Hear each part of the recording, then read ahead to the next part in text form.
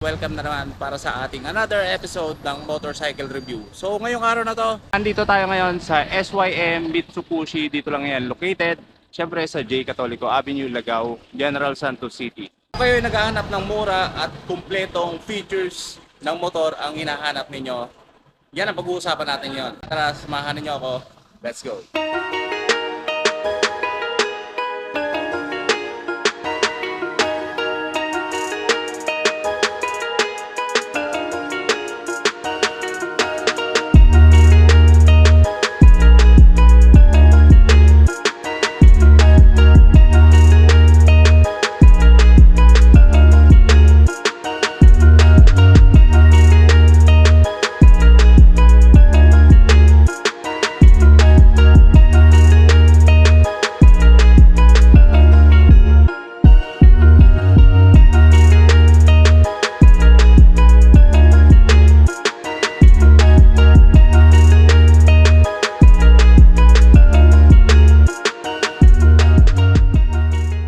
Sa harapan ninyo, etong Euro Samurai 155i. So yan mga tol, kung tindigan pa lang, alam naman natin kung ano ang kamuka ng motor na to. Hindi lang siya siksik sa mga features dahil eto rin ay napakamura dahil meron lang siyang price na 21,900 pesos. So ganyan ka-affordable ang motor ng Euro. Isahin na natin kung ano ba mga features na nandirito sa ating Euro Samurai 155i.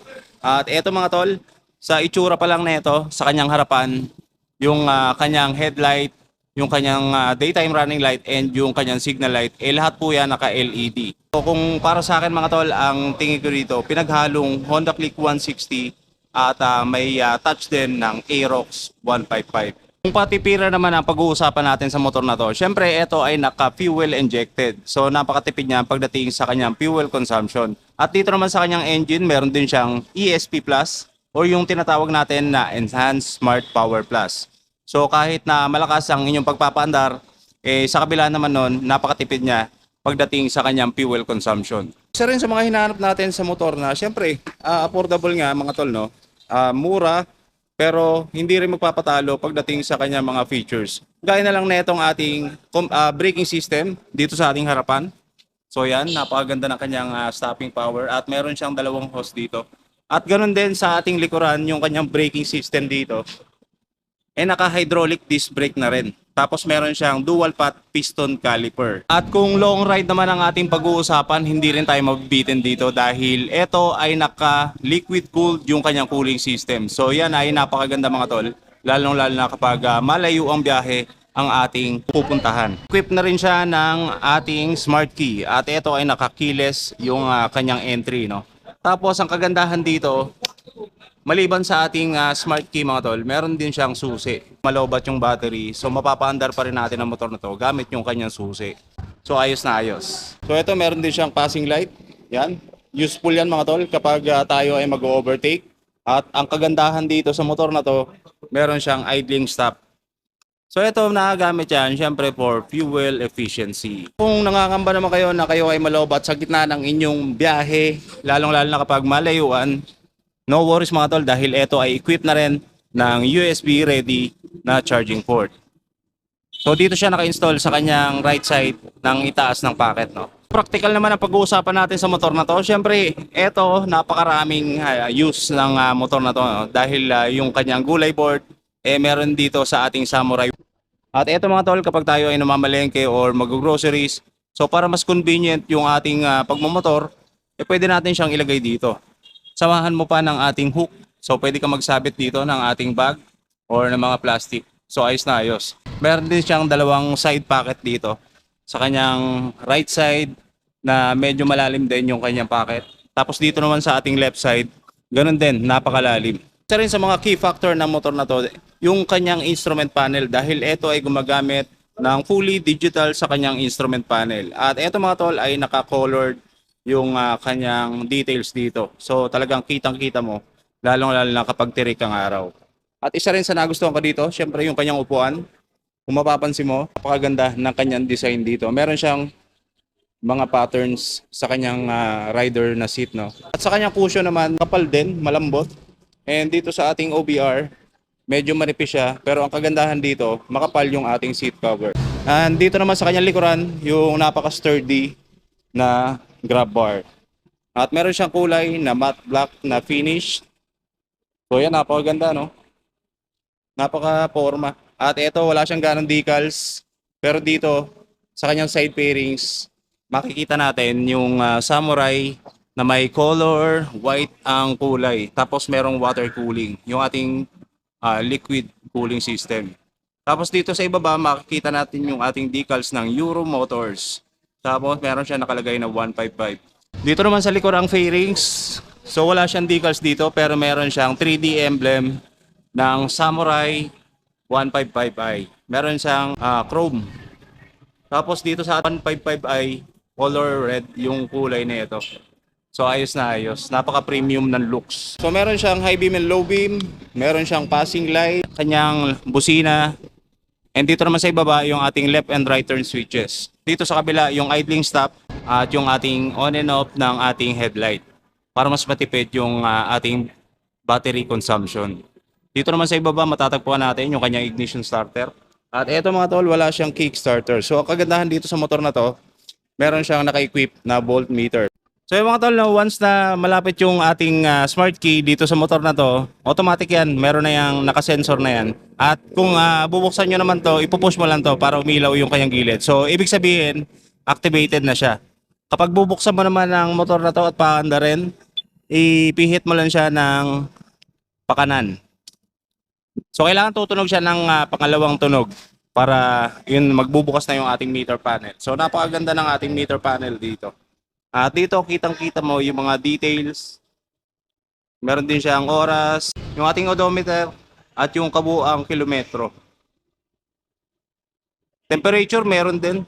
Ito yung ating fuel tank indicator. Meron siyang check engine at yung ating temperature. Tapos dito naman meron siyang dalawang parang design lang yata to. Napakatigas niya, hindi siya mapindot. Dito naman yung ating emblem ng Euro. So, napakalalim din ang kanyang underseat storage dito at malamang kasyang-kasya ang ating half face na helmet dito. Tapos ito yung kanyang coolant. So kung magre-refill tayo, dito tayo magbubukas. Tapos ito naman yung kanyang fuel tank. So ito napakalaki ng kanyang fuel tank capacity dahil ito ay merong 6.5 liters na capacity. So napakalayo na mararating natin para sa motor na to sa ganyang kalaking tangke. Kagandahan dito sa motor na to, naka LED lahat ng kanyang lighting system. Para siyang may combination ng green, mint green at color gray. Tapos meron siyang glittery effect sa kanyang paint job. So napakaganda ng combination. Meron din siyang V-shape dito ng matte black.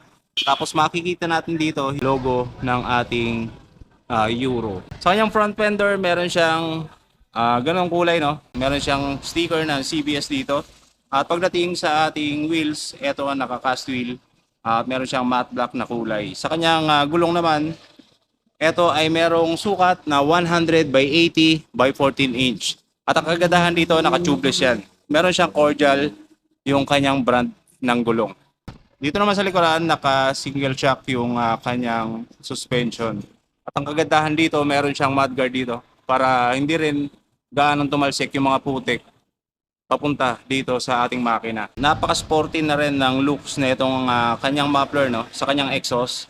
Tapos samahan mo pa ng ating aluminum na muffler tip. So napakaganda. Makikita natin yung kanyang taillight at napaka-compact and very neat yung kanyang taillight, no.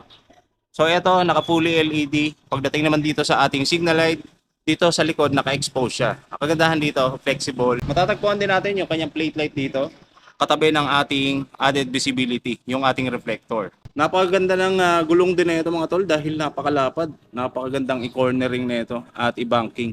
Dahil ito ay merong sukat na 120 by 70 by 14 inch at ito ay naka-tubeless at cordial ang kanyang brand. Sa kanyang wheels, napakalapad din ang diameter. So ayos na ayos, meron siyang matte black na kulay. Ang motor na to ay merong 150 cubic centimeters. Meron siyang bore and stroke na 57.3 by 58 mm. Meron siyang 4-stroke single cylinder, single overhead cam. At yun nga lang, naka 2 valve siya.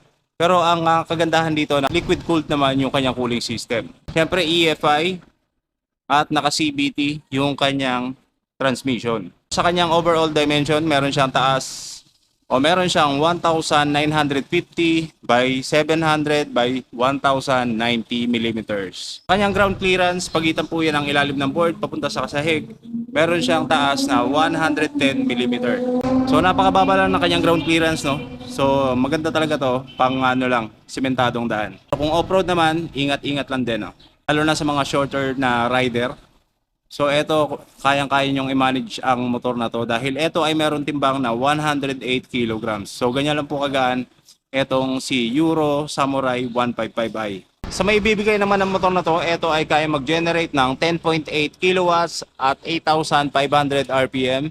At sa kanyang maximum torque, meron siyang 14 Newton meters at 6,500 RPM. Sa mga interesadong bumili sa motor na to, ito ay merong kabuang presyo na 91,900 pesos. At kapag inutang nyo, napakababa lang ng kanyang minimum down payment dahil magbabayad ka lang ng 5,000 pesos para dito sa motor na to. Sa kanyang 3 years, napakababa lang din dahil meron siyang 4,268 pesos. Rebate siya ng 300. Napakalaki ng kanyang rebates, no? Kumaga tayong makapagbayad. Siyempre para dito sa ating Samurai 155i ng Euro.